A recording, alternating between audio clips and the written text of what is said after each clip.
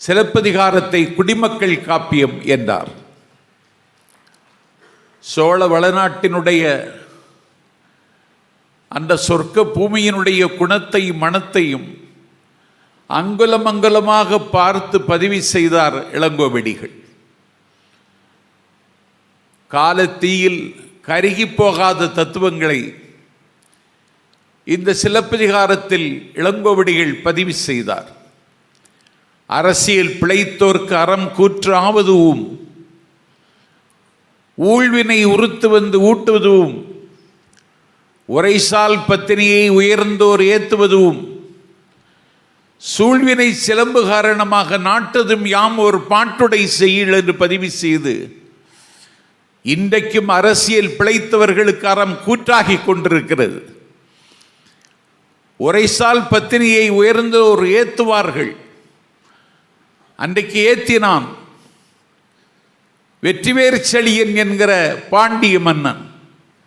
வறுமையும் வெறுமையும் நோயும் துன்பமும் மண்டியிருந்த சூழலில் ஒரு பத்தினியை கொண்டாடினால் வறுமையும் வெறுமையும் விட்டு விலகும், வசந்தமும் வளமும் வந்து குவியும் என்பதை அன்றைக்கு பாண்டிய நாட்டில் பத்தினிக்கு படிமம் சமைத்து அன்றைக்கு வெற்றிவேறு செழியன் நிரூபித்தான்.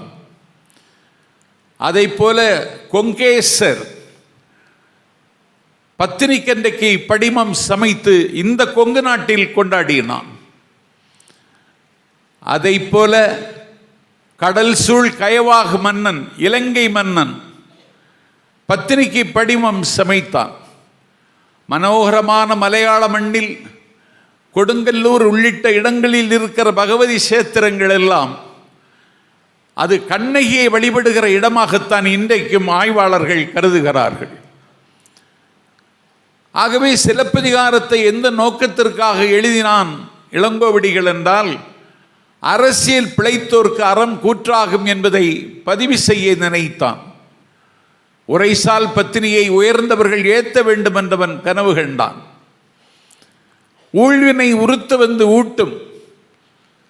எனக்கே இன்றைக்கு ஊழ்வினை உறுத்து வந்து ஊட்டியதால் தான் கிருஷ்ணன் அவர்கள் என்னை கூப்பிட்டார்கள். வினை விளை காலம் என்றான் இளங்கோவடிகள். அந்த காலம் எனக்கே இப்போதுதான் கனிந்திருக்கிறது. ஆகவே சிலப்பதிகாரம் என்கிற நூல் 3 காண்டங்களையும் காதைகளையும் கொண்ட இந்த நூலில் ஒரு காதையை விவரித்து பேசுவதற்கு கூட 1 மணி நேரம் போதாது. சிலப்பதிகாரம் என்கிற நூலில் பாட்டுடை தலைவியாக கண்ணகியும் பாட்டுடை தலைவனாக கோவலனும் இருக்கிறார்கள். அவர்கள் இருவரும் மாநாயகன் மகள் கண்ணகி. மாநாயகன் வீட்டுக்குள்ளே கப்பல் நிற்கும் என்பார்கள். ஒரு பெரிய நிதியுள்ள குடும்பம், மாசாத்துவன் குடும்பம். அந்த குடும்பத்தின் புதல்வன். அவனை முருகனுடைய அழகோடு ஒப்பிட்டு பேசுவார் இளங்கோவடிகள். இன்னும் சிலப்பதிகாரத்தின் சிறப்பு என்ன என்றால், அவன் சிவனையும் கொண்டாடினான் இளங்கோவடிகள். திருமால் என்கிற கண்ணனையும் கொண்டாடினான். செவ்வேள் என்கிற முருகனையும் கொண்டாடினான். அவன் சமண சமயத்தவனாக இருந்தாலும் அவன் சிவனையும் முருகனையும் கண்ணனையும் கொண்டாடுகிற பொழுது ஆழ்வார்கள் தோற்று போகிற அளவிற்கு அவன் சிலப்பதிகாரத்தில் கண்ணனை பதிவு செய்தான். அப்படிப்பட்ட ஒரு தாக்கம் இருந்ததென்றால், தமிழ் இலக்கியத்தினுடைய மரபு தொடர்ந்து புதுப்பிக்கப்பட வேண்டும். ஒரு காப்பியம் எழுத வந்த நான் அந்த மரபிலிருந்து விலகிவிட்டேன் என்கிற பழி எனக்கு வந்துவிடக்கூடாது என்கிற கவலையும் கரிசனமும் இளங்கோவடிகளுக்கு இருந்ததால் அவன் சிவனையும் செவ்வேள் என்கிற முருகனையும் கண்ணனையும் ஆராதித்தான். ஒரு வணிக குடும்பத்தில் பிறந்த கண்ணகிக்கும் கோவலனுக்கும் இளைய வயதில் திருமணம் நிச்சயிக்கப்படுகிறது. அன்றைக்கு அந்த திருமண தகவலை ஒரு யானையின் மீது எழுதி அந்த யானையை ஊரெல்லாம் வல செய்து அவருடைய திருமண தகவலை யானைதான் அன்றைக்கு கொண்டு சேர்த்தது. கவுகை நெகிழாமல், எந்த பிரிவும் வராமல் உங்கள் இல்லறம் செழிக்க வேண்டும் என்ற வாழ்த்தை இவர்கள் பெற்றார்கள். ஒரு கட்டத்தில் பிரிவு வரும் என்பதை குறிப்பால் இன்றைக்கு இளங்கோவடிகள் உணர்த்தினார்கள். கண்ணகி நல்லாளோடு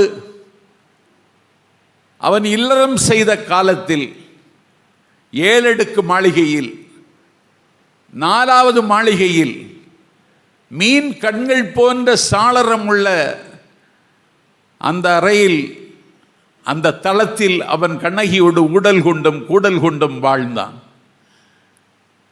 இனி அனுபவிப்பதற்கு ஒன்றும் இல்லை. நிலையாமையை எண்ணி அவர்கள் அப்படி அனுபவித்தார்கள் என்று இளங்கோவடிகள் பதிவு செய்கிறார். அப்படி அவருடைய வாழ்க்கை நகர்ந்து கொண்டிருக்கிற பொழுது ஒரு ஆடல் நாயகி மாதவி 7 வருடம் ஆடலுக்காக பயிற்சி பெற்று 12 வயதில் அவருடைய நடனத்தினுடைய அரங்கேற்றம் சோழ மன்னன் முன்னிலையில் அரங்கேறுகிறது. மாதவியினுடைய தாய் சித்திராபதி அன்றைக்கு அவருடைய நடனத்தை அரங்கேற்றியதற்கு பிறகு 1008 களஞ்சு பொன்னை பரிசாக கொடுத்தான். சோழ மன்னன் ஒரு தலைக்கோலையும் கொடுத்தான்.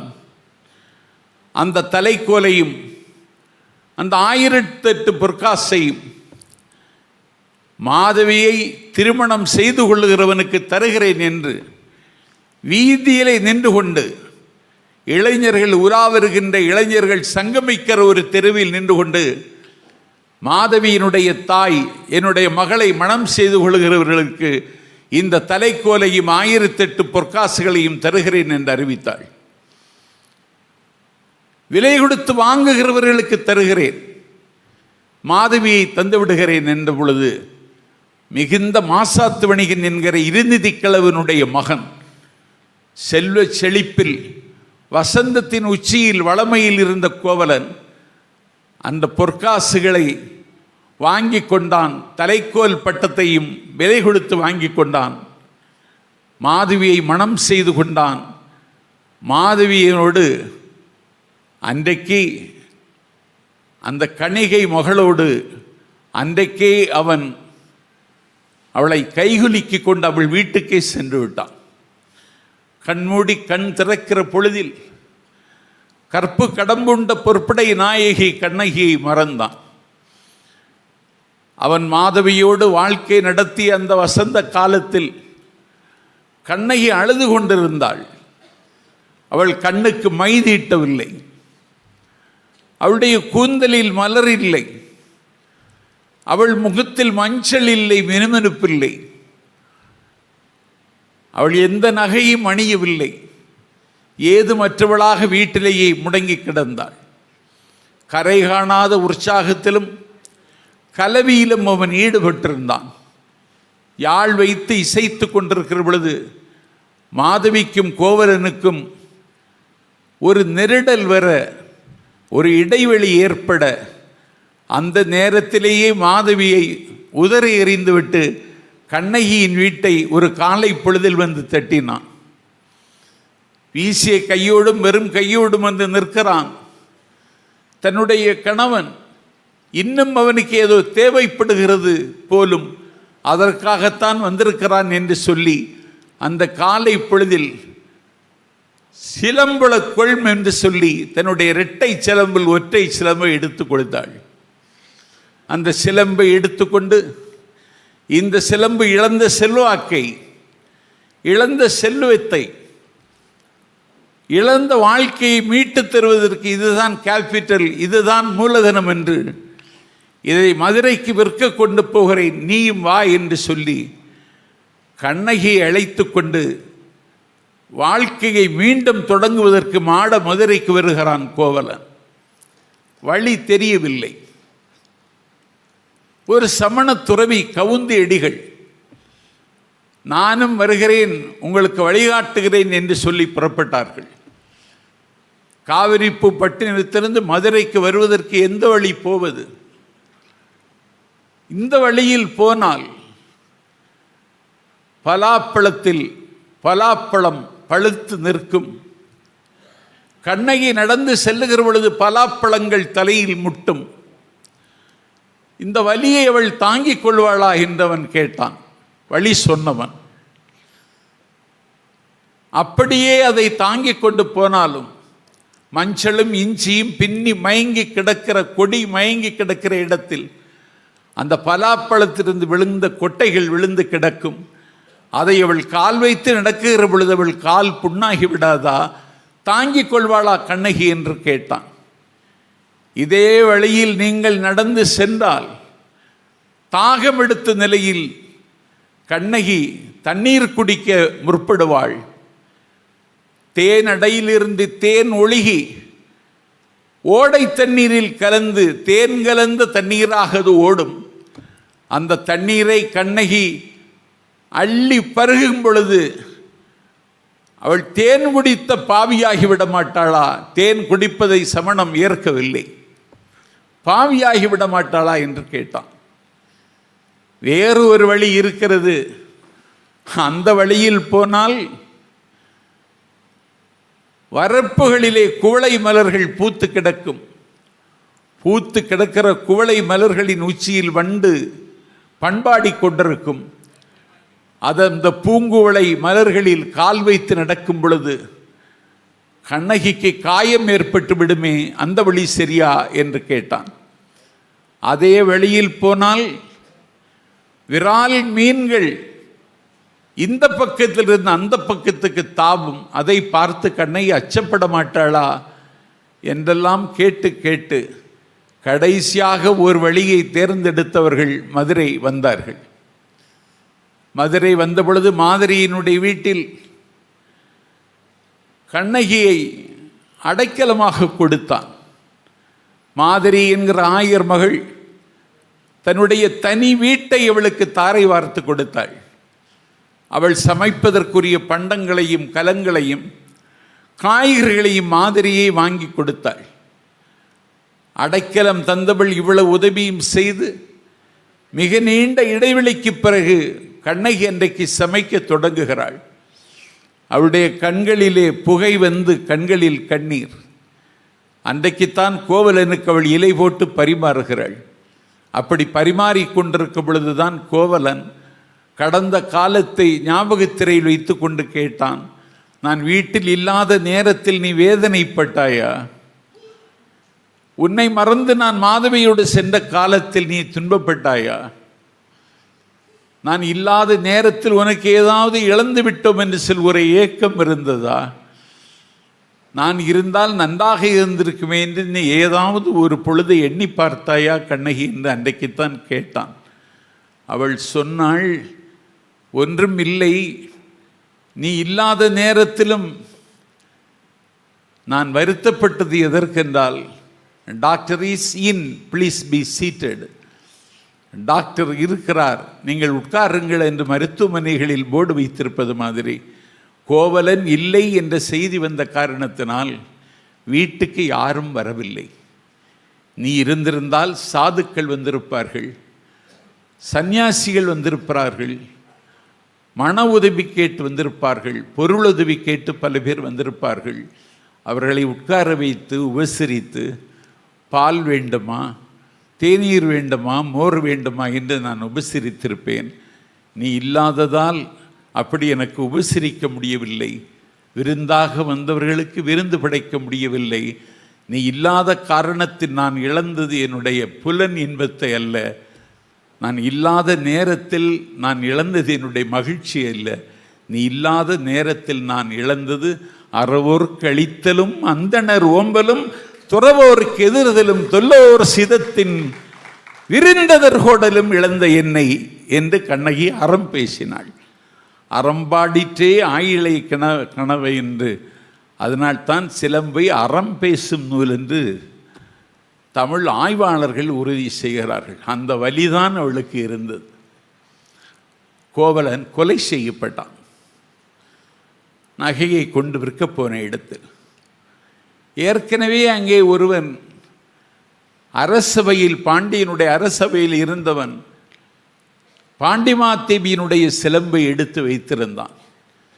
இவன் சிலம்பை விற்க போன இடத்தில் கொஞ்சம் உட்கார்ந்து கொள், மன்னனுடைய மனைவிக்கு பாண்டிமாதேவிக்கு ஒரு சிலம்பு தேவைப்படுகிறது, காட்டிவிட்டு வருகிறேன் என்று உட்கார வைத்துவிட்டு சிலம்பை திருடிய திருடன் வந்துவிட்டான், கையும் களவுமாக பிடித்து வைத்திருக்கிறேன் என்று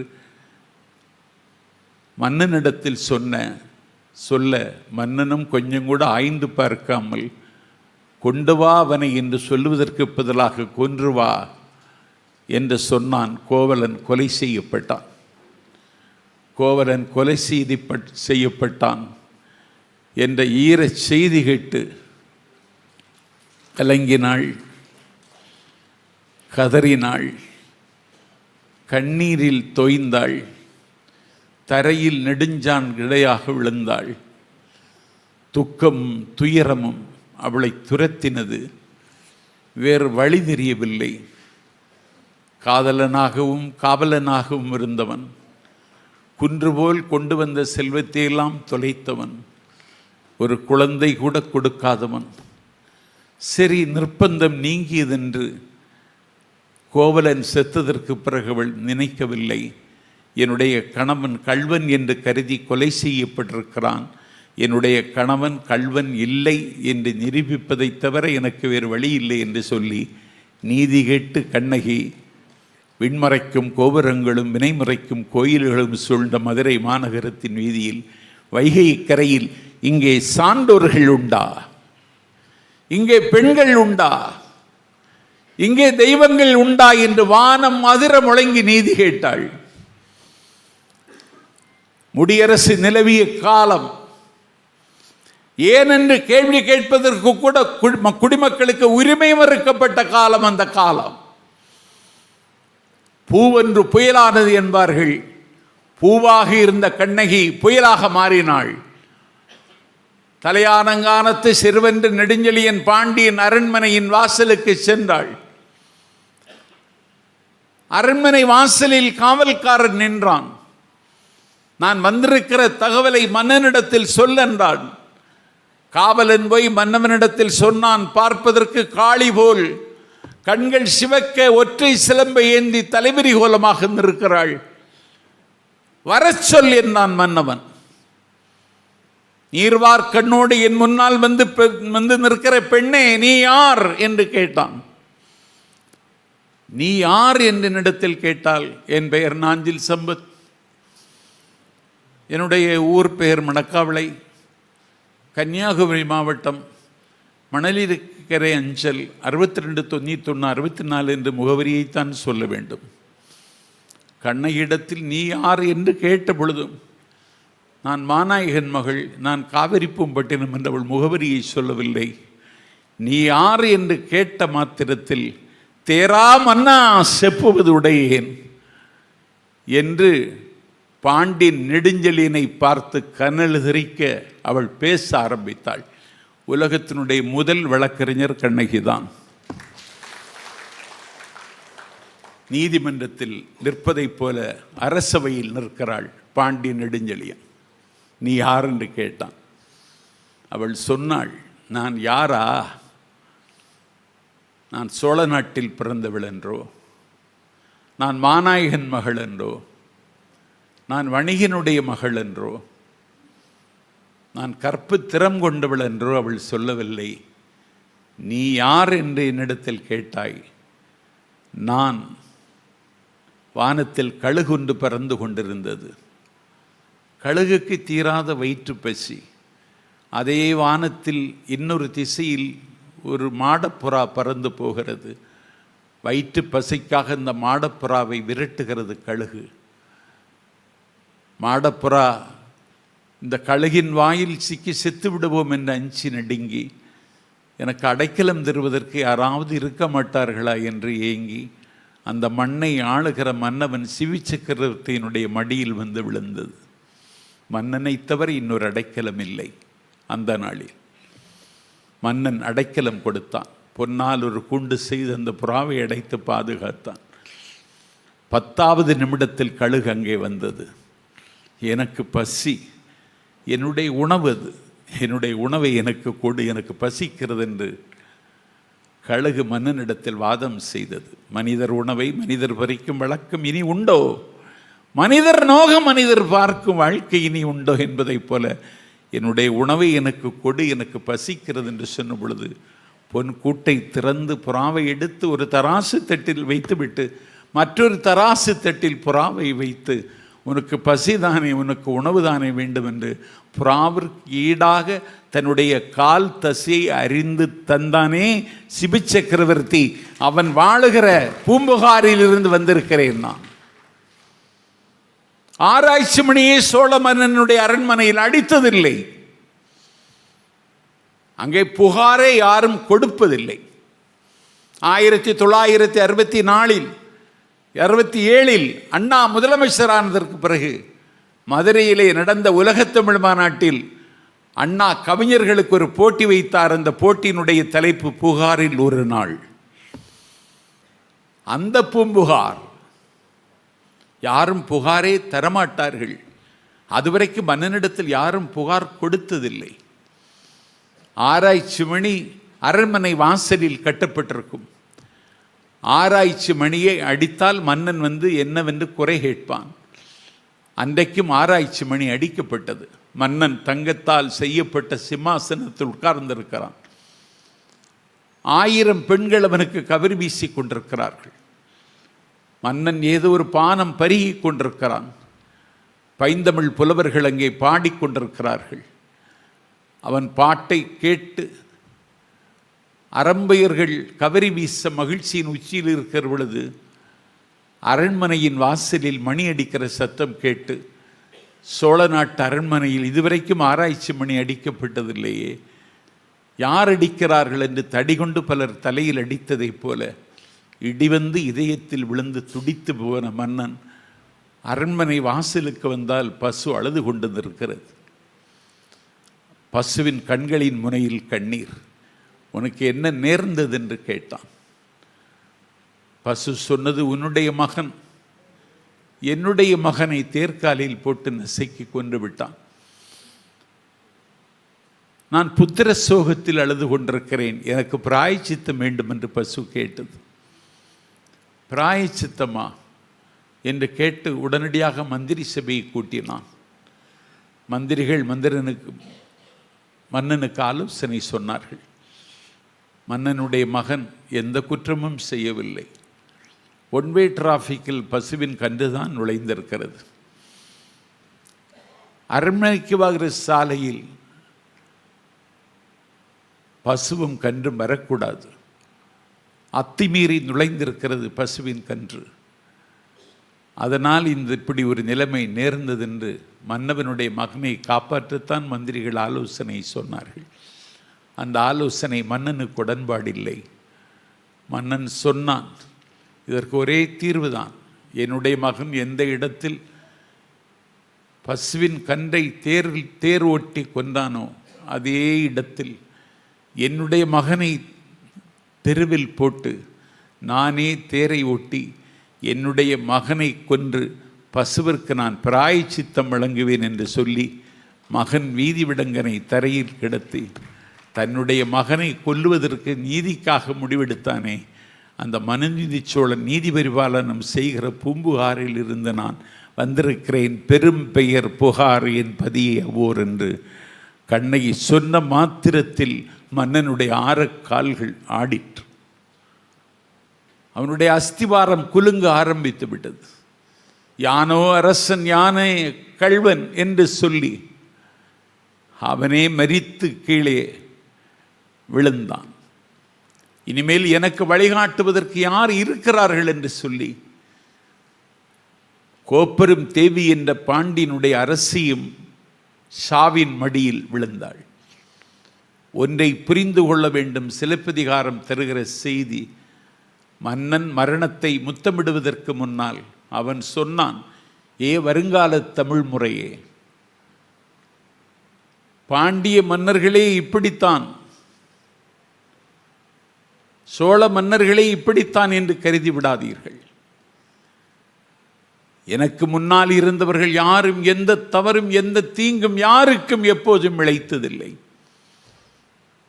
இப்போதுதான் தவறு நடந்திருக்கிறது, நான் தான் குற்றவாளி, தென்புலம் காவல் என்னுதர் பிழைத்தது என்று சொல்லிவிட்டு ஒரு வாக்குமூலத்தை தந்துவிட்டுத்தான் இன்றைக்கு மன்னன் மறைந்தான். இதை சிலம்பு நிரல்பட பேசுகிறது. புகாரில் ஒரு நாள் என்று அண்ணா தலைப்பு தந்தார் என்று சொன்னானே, இன்றைக்கு உலகத்தில் பல நாடுகளுக்கு நான் போய் வந்துவிட்டேன். இன்றைக்கு நகர நாகரிகம் ஆச்சரியங்களை ஏற்படுத்துகின்ற நாம் சொல்லிக் கொண்டிருக்கிறோம். அன்றைக்கு புகாரில் இருந்த நகர அமைப்பு இன்றைக்கு கூட உலகத்தில் எந்த நாட்டிலும் இல்லை. பட்டினப்பாக்கம் இருந்தது, மருவூர் பாக்கம் இருந்தது. பட்டாடை விற்பதற்கு மட்டும் ஒரு வீதி, எலி மயிரால் செய்த ஆடை விற்பதற்கு மட்டும் ஒரு வீதி, அந்தணர்கள் மட்டும் வாழ்வதற்கு ஒரு வீதி, வேதியர்கள் வாழ்வதற்கு ஒரு வீதி, நிமித்திகர்கள் வாழ்வதற்கு ஒரு வீதி, உழவன் வாழ்வதற்கு ஒரு வீதி என்று ஒவ்வொரு தொழில் செய்பவனுக்கும் ஒரு வீதி அன்றைக்கு இருந்தது. பூம்புகாரில் கடல் கடந்து வாணிகம் செய்வதற்கு வருகிறார்கள் பூம்புகாருக்கு. அவர்கள் குடியிருப்பதற்கு கடலோரத்தில் வானளாவிய வசந்த மாளிகைகள் கட்டப்பட்டிருந்தன. இப்படி ஒவ்வொரு வீதிக்கும் ஒவ்வொரு பெயர் சூட்டி நாகரிகத்தினுடைய உச்சியில் அன்றைக்கு தமிழர்கள் இருந்தார்கள் என்பதற்கு பூம்புகார் சாட்சி. நகர நாகரிகத்தினுடைய வளர்ச்சி விஸ்வரூபம் எடுத்திருக்கிற இந்த காலத்தில் கூட அப்படி ஒரு நகரத்தை நிர்மாணிக்க முடியாது என்கிற அளவுக்கு பூம்புகார் இருந்தது. இளங்கோவடிகள் அந்த புதுமையை செய்யத்தான் எல்லோரும் கடவுள் வாழ்த்து பாடிக்கொண்டுதான் காப்பியம் எழுதினார்கள். இல்லாவிட்டால் தமிழ் வாழ்த்து எழுதி கொண்டு எழுதினார்கள். ஆனால் இளங்கோவடிகள் மட்டும்தான் திங்களை போற்றுதும், ஞாயிறு போற்றுதும், மாமலை போற்றுதும், பூம்புகார் போற்றுதும் என்று இயற்கையை ஆராதித்து காப்பியம் எழுதிய முதல் கவிஞன் தமிழில் மட்டுமல்ல உலகத்திலேயே இளங்கோவடிகள் தான். ஆகவே மக்களினுடைய குணமும் அவருடைய இயல்பும் அறிந்தவன் காப்பியம் எழுதினான். அன்றைக்கு ஒரு நிமித்திகன் வந்தான். இந்த மண்ணை ஆளுவதற்குரிய தகுதி அண்ணனுக்கு இருக்கிறதே தவிர தம்பிக்கு இருக்கிறதே தவிர அண்ணனுக்கு இல்லை என்று அரசு பதவியை அலங்கரிப்பதற்கு தயாராக இருந்த செங்குட்டுவனை நிராகரித்தான். அண்ணனுக்கு தகுதி இல்லையா என்று தம்பி கொதித்தெழுந்தான். அப்படி என்றால் நானே துறந்து விடுகிறேன் என்று அண்ணனுக்கான வந்த மகுடத்தை தன்னை தேடி வருகிறது என்று சொன்ன பொழுது அந்த மகுடத்தை ஏற்காமல் அந்த மகுடம் அண்ணனுக்கே உரியதென்று உரிமை போர் நடத்தியது மட்டுமல்ல, அதற்காக தன்னுடைய வாழ்க்கையை துறந்தவர் இளங்கோவடிகள். அந்த கண்ணகி மதுரை மாநகரத்தில் நீதி கேட்டு தன்னுடைய இடது முலையை திருகி எறிந்து அவள் வானகம் போனாள். அந்த பத்தினியை ஊரும் உலகமும் கொண்டாடியது. அவள் போன இடம் திருச்செங்கோடு என்று ஒரு நம்பிக்கை இருக்கிறது. திருச்செங்கோட்டில் இன்றைக்கும் கண்ணகி விழா நடத்தி கொண்டிருக்கிறார்கள். ஆகவே ஒரு சராசரி குடும்பத்து பிள்ளைகளை பாட்டுடை தலைவனாக்கி சராசரி மக்களினுடைய வாழ்வியலை பதிவு செய்து கற்பனையோ கதையோ சொல்லாமல் இருக்கிற நிலைமையை அப்படி சித்தரித்து நடைமுறை வாழ்வுக்கு ஒரு அர்த்தம் தந்த காப்பியம் சிலப்பதிகாரம் என்கிற காப்பியம். எழுதியவனுடைய பெயர் இளங்கோவடிகள். ஒரு தமிழில் வழிநூல்கள் இருக்கிறது என்றால் திருக்குறளுக்கு நிரம்ப இருக்கிறது. அதற்கு பிறகு கம்பனுடைய காவியத்திற்கு வழிநூல் இருக்கிறது. அதற்கு பிறகு தமிழில் வழிநூல்களில் உள்ள காப்பியம் இளங்கோவடிகளுடைய சிலப்பதிகாரத்திற்குத்தான் இருக்கிறது. ஆகவே மான உணர்ச்சியும் வீர உணர்ச்சியும் தமிழ்நாட்டில் நிலை நிறுத்த வேண்டுமானால் சிலப்பதிகாரத்தை திரும்ப திரும்ப பேச வேண்டும். சிலப்பதிகாரத்தை திரும்ப திரும்ப பேசினால், அதை திசையெட்டும் கொண்டு சேர்த்தால், தமிழர்கள் வாழ்ந்த பெருமித வாழ்க்கை பூத்து வருகிற புதிய தலைமுறைக்கு புரிய வைக்க முடியும். அப்படி தமிழர்கள் அன்றைக்கு வாழ்ந்தார்கள். அவர்கள் வாழ்ந்த வாழ்க்கையில் அறம் இருந்தது, அதே நேரத்தில் வீரமும் இருந்தது, மானமும் இருந்தது. இதை பாடுபொருளாக்கி ஒரு காப்பியத்தை அந்த காலத்தில் 2000 ஆண்டுகளுக்கு முன்னால் இளங்கோவடிகள் தந்தார்கள். தமிழ் மொழி காலத்தால் அழியாத மொழி என்பதை விட இலக்கிய வளமும் செழுமையும் உள்ள மொழி இந்த மொழி. இந்த சிலம்புக்கு ஒரு மிகப்பெரிய முகமாகவும் முகவரியாகவும் மாப்போசி அவர்கள் இருந்தார்கள். முகத்தில் பெருமீசை, அகத்தில் தமிழ் ஆசை, நாடெங்கும் முழங்குகின்ற சிலம்போசை கொண்ட மாப்போசி இந்த சிலப்பதிகாரத்தை பேசித்தான் அன்றைக்கு வேலவன் குன்றம் என்கிற திருத்தணியை தமிழ்நாட்டுக்கு மீட்டு தந்தார். மாலவன் குன்றம் நமக்கு கிடைக்கவில்லை, ஆனால் வேலவன் குன்றம் கிடைத்ததென்றால் மாப்போசி அன்றைக்கு சிலம்பை குறித்து திரும்ப திரும்ப பேசிய பேச்சு காரணம். அதற்கு பிறகு தமிழ் அறிஞர், ஒரு கலை களஞ்சியம், என்சைக்ளோபீடியாவாக இருந்த செல்லம்பொலி செல்லப்பன் அவர்கள் இதை தொடர் சொற்பொழிவாக தமிழ்நாட்டில் கொண்டு வந்து சேர்த்தார்கள். ஆகவே இதிகாசங்கள் என்றால் இராமாயணம் மகாபாரதம் என்று கருதி கொண்டிருக்கிற தமிழ் சூழலில் அதற்கு சமமான ஒரு இதிகாச தகுதி எங்கள் இளங்கோவடிகள் எழுதிய சிலப்பதிகாரத்தும் இருக்கிறது என்பதை இந்த தமிழ் மணம் நிகழ்ச்சியில் பதிவு செய்ய வேண்டும் என்று விரும்பி இருக்கின்ற, அதற்கு முகம் தந்திருக்கின்ற கிருஷ்ணனுக்கு கோடி பொன் கொடுத்தாலும் ஈடாகாது. இந்த சேவையை செய்வதற்கு அரசு தயாராக இருக்காது, அரசு அதை செய்யவும் முடியாது. இன்றைக்கு தமிழுக்கு ஒரு க்ஷீணம் என்று சொல்லலாம், ஒரு தேக்கமும் பின்னடைவும் ஏற்பட்டிருக்கிறது. தமிழை கேட்பதற்கு யாரும் இப்பொழுது முன்வருவதில்லை. எனக்கே கொஞ்சம் சலிப்பு ஏற்படும், நான் தான் கடைசி சொற்பொழிவாளன் போல் தெரிகிறது என்று. எந்த பேச்சு கேட்க ஆள் வரமாட்டேங்கிறாங்க. 6:30 மணிக்கு நான் பேச ஆரம்பித்தேன்னா நீங்கள் எப்படி வந்துட்டீங்க. இன்னைக்கு பேச்சு கேட்க ஆள் இல்லை. கட்டில நாயினும் கேட்க நான் உள்ளுவேன், இவன் கேட்க தயாரில்லை. 6 மணிக்கு கூட்டம்னா வந்துடுது ஒரு கூட்டம், ஒரு 300 பேர்.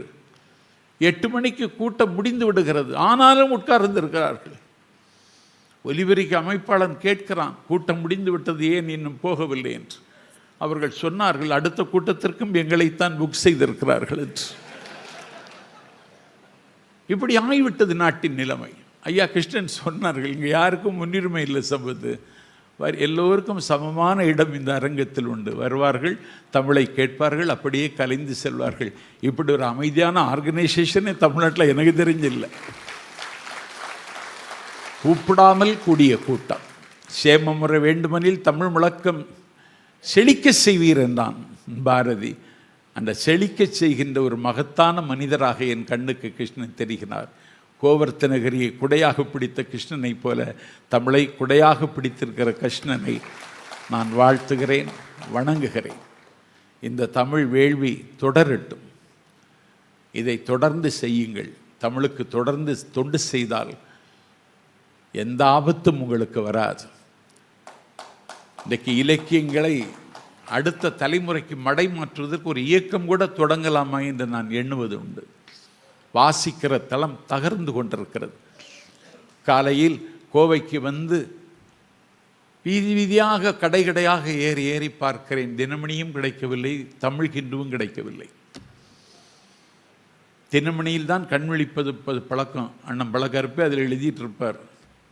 இன்னைக்கு தினமணி கோயம்புத்தூர்லேயே இல்லை. வாசிக்கிற தளம் தகர்ந்து விட்டது. வாசிக்கிற தளம் தகர்ந்து விடுமானால் யோசிக்கிற தளம் சமாதி ஆகிவிடும். ஆகவே சிலம்பை பேசுகிற பொழுது கோவலனையும் கண்ணகியையும் மாதவியையும் மட்டுமல்ல, அவர்கள் பெற்றெடுத்த அருந்தவ புதல்வி மணிமேகலையும் பேச வேண்டியது வரும். மாதவியினுடைய மகளாக பிறந்தும் கல்லறைக்கு போகிற கடைசி நிமிடம் வரை ஒரு துவராடை உடுத்தி எந்த ஆண்களினுடைய சகவாசமும் இல்லாமல் ஒரு தாளை தொடுகிற பொழுது ஏற்படுகிற உணர்ச்சி எப்படியோ அப்படி ஒரு வாழ்க்கை வாழ்ந்து பசித்தவர்களுக்கெல்லாம் அட்சயபாத்திரம்ங்கிற அமுதசுவரியில் பால் சோறு கொடுத்து பரிமாறி ஒரு வாழ்க்கை வாழ்ந்தாள். இப்படி அந்த கால தமிழர்கள் வாழ்ந்த வாழ்க்கையும், அந்த கால தமிழர்கள் கடைப்பிடித்த வீரமும், அந்த கால தமிழர்கள் செய்த அறச்செயல்களையும் விரித்தால் பெருகும், தொகுத்தால் எஞ்சும். ஆகவே சிலப்பதிகாரத்தில் நாடுகான் காதை, வழக்குரை காதை என்று காதை காதையாக வருகிற காதைகளில் பல கதைகள் புதைந்து கிடக்கின்றன. இது பல நாட்கள் பேசப்பட வேண்டிய செய்தியை 1 மணி நேரத்தில் புட்டிங் செஞ்சுரிஸ் என்ற கேப்சூல் பல நூற்றாண்டுகளை ஒரு குப்பியில் அடைப்பதைப் போல அடைத்து தந்ததில் வெற்றி பெற்றனா என்பது எனக்கு தெரியாது. ஆனாலும் என்னுடைய கடமையை செய்திருக்கிறேன் என்ற மனநிறைவோடு இந்த வாய்ப்பை தந்த அண்ணன் கிருஷ்ணனுக்கும், இந்த வாய்ப்புக்கு வாசல் திறந்து வைத்த நண்பர் முத்தையாவுக்கும் என்னுடைய உள்ளத்திலிருந்து ஊறி வருகிற நன்றியை காணிக்கையாக்கி, என்னை காட்டிலும் மூத்தவர் என் வணக்கத்திற்குரிய அண்ணன் பழக்கருப்பையா பேசுவதற்கு வழிவிட்டு நான் என்னுடைய உரைக்கு திரையிடுகிறேன். என்னுடைய பேச்சை செவிமெடுத்த உங்கள் கால் மலரில் கண்மலரை வைத்து வணங்கி விருப்பமில்லாமல் விடைபெறுகிறேன். நன்றி, வணக்கம்.